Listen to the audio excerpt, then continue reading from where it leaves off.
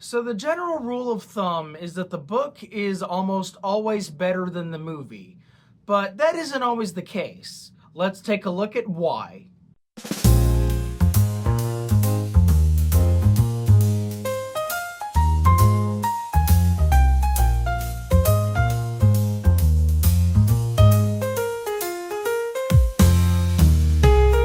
Welcome back to BG's Books. I'm Mr. BG, and today I'm going to be doing kind of a follow-up for a video I did like close to a month ago or even a month ago by now.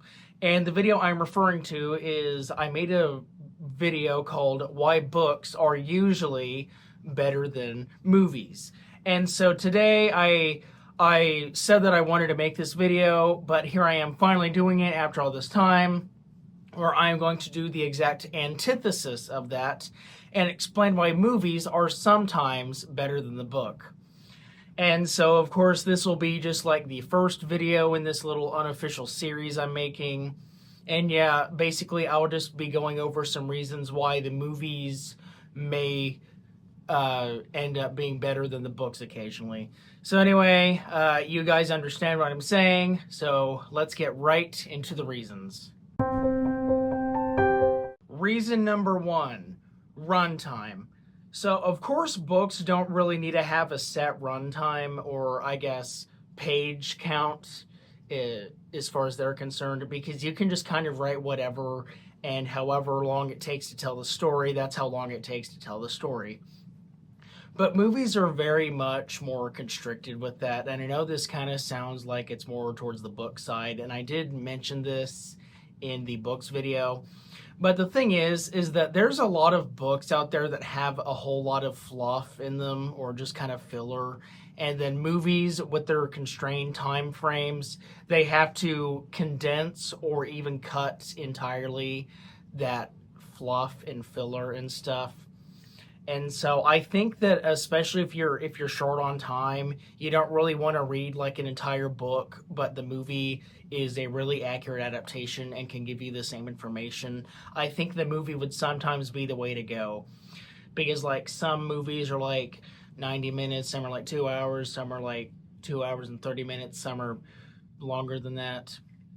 But anyway, so yeah, really one of the biggest reasons why movies can be better than books is because if the book is super long with just super technical explanations for no reason, the movie can either cut down or condense those entirely and then make the plot just flow much better, and it can definitely be not as big of an issue if you have problems with that part of the book versus the movie. Reason number two is related to reason number one, which is cutting out fluff, like I just said. So movies, of course, like I just said, cut out a lot of fluff or even condense it a little bit. And the reason why this is such a big issue is because, like, say, I've had this experience with the books Moby Dick and Project Hail Mary. And Moby Dick, it's very much written sort of like a guide for whaling. There's a lot of whale facts in there, how to differentiate the species and the genders and stuff, how to catch whales, like how whaling was like invented and stuff. And like that's interesting stuff for a book. You can find that stuff interesting in a book, but that doesn't really work for a movie that well. And so what the 1956 Moby Dick movie did is that it cut out like almost all that like whale fact stuff, and then it specifically stuck to Ishmael boarding the boat, him on the boat, the crew having fun on the boat, and then of course the whale stuff towards the end. So basically the Moby Dick movie basically streamlined the story of Moby Dick, which is trying to catch the whale, by cutting out all the information about whales and stuff and just focusing solely on the story.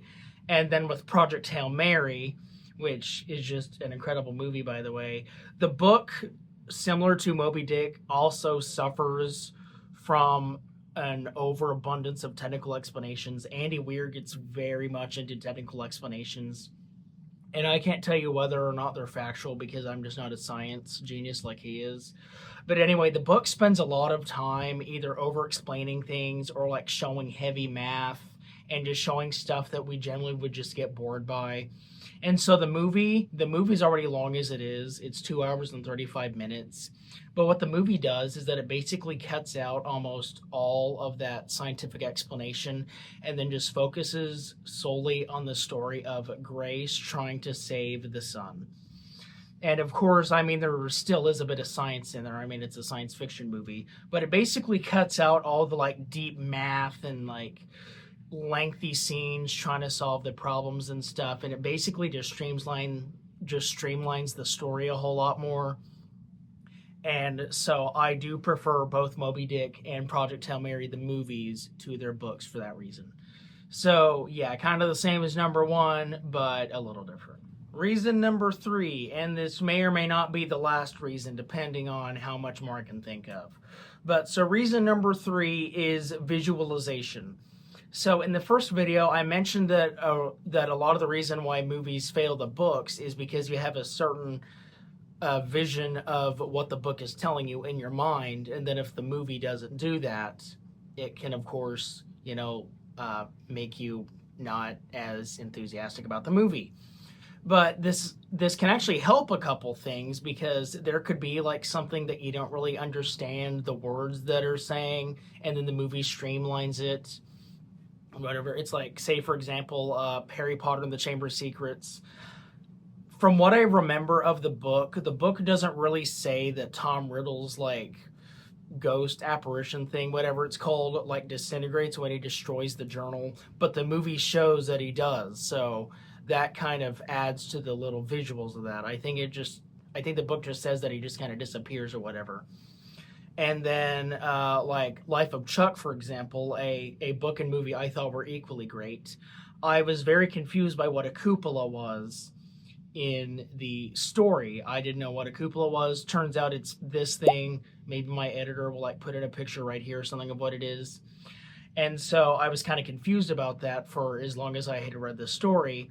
But then when the movie came out, I saw what a cupola actually was, and I'm like, oh, that makes sense. Okay. So really, movies can help visualize things that are either hard to explain on a page or something that you personally didn't really catch on page. I've certainly had a few moments like that myself, as I just mentioned. And so yeah, if you don't really know what the book is talking about, maybe the movie will be able to give you a visual representation of that so that you can understand it better. But yeah, that's about that. So the 4th reason is changes that are necessary. So, I mean, of course, as a book reader, I usually get annoyed when a movie changes a book thing for no reason, such as the ending of The Long Walk. The ending of the book was perfect, so they did not need to change the ending for the movie. But say like The Running Man, the way that The Running Man book ends is very problematic today, so they had to change the ending for the new movie, and it makes sense why they did. And on top of that, while not only changing stuff that could be more controversial than in the book, there are also some scenes that viewers find controversial in books. For example, that one scene in It that was cut out entirely the movie, which was a very good move. And then like other things here and there. I think that some movies can improve on some of the weaker parts of the book. It's like, say, Carrie has a lot of interview segments and a lot of like news articles and stuff talking about events and whatever. And the movies, or at least the original and the remake, they kind of cut those out entirely and streamline the story. So again, that comes back to reason 1. But generally, so yeah, movies can either change something that the audience wasn't too fond of and can try to make it better, or it can just change because there was a problematic scene in the original and the movie didn't want to have the same controversy around it, so they changed it or cut it entirely. So anyway, yeah, that is reason number 4. I think this is the last reason now. But anyway, guys, those are my choices for why movies can sometimes be better than the books. Again, I still usually believe that the books are the better version because, of course, if the movie was based on the book, it is, of course, the original version of the story. It was how the author imagined it, and then the movie is like someone else's different interpretation of it. But there are a very few exceptions where the movies can either change something that was not liked about the book. Sorry, I cannot talk today. Or it can just even make the book, which was hard to understand, easier to understand, and even more well loved than the book in some cases. So yeah, anyway, those are just my thoughts. Please let me know what you think are better about movies than books. And so yeah, anyway, that is the end of this video. I really cannot talk today. I hope you guys enjoyed watching it. Please leave a comment down below talking about anything in this video, movies you think are better than the books, reasons why you think movies are better than the books occasionally. But yeah, that's it from me. I've been Mr. BG. This has been BG's Books, and I will see you guys in the next video.